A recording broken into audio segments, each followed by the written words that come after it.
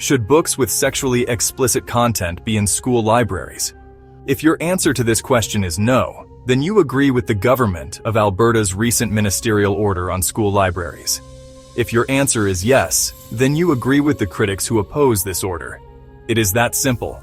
Judging by the reaction of the government's critics, one might think the Alberta government had just enacted a sweeping book ban.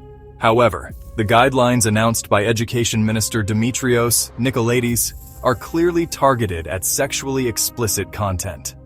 Unless you believe young children should have access to sexually explicit content at school, it makes little sense to oppose these new guidelines.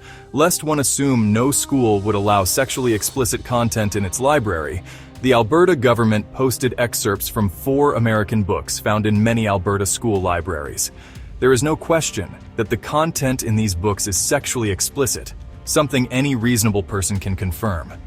The Alberta Teachers Association, ATA, which seems to oppose every announcement this government makes, issued a statement claiming these guidelines would result in the removal of valuable and inclusive resources from our libraries. However, it's unlikely many parents think there's anything valuable or inclusive about providing children with sexually explicit content.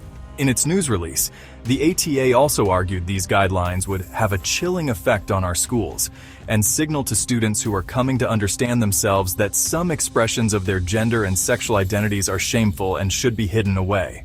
However, these guidelines do not single out or target any gender identity or sexual orientation.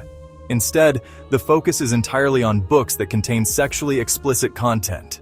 Students will still be able to access books that portray a variety of gender identities and sexual orientations from their school libraries.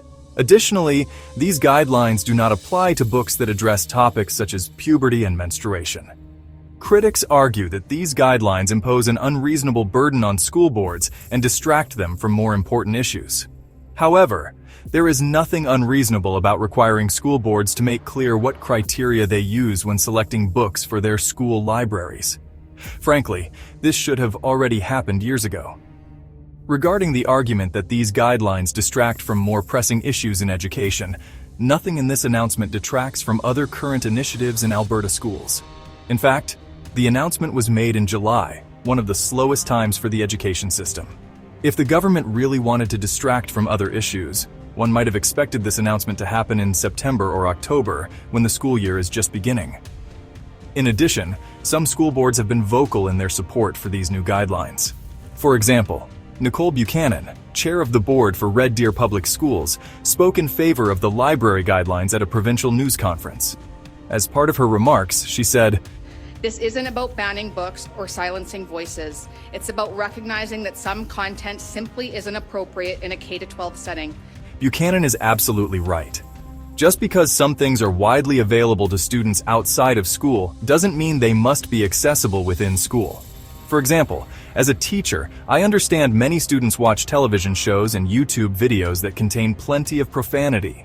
However, that doesn't mean it's appropriate for me to use the same words or show the same videos in class.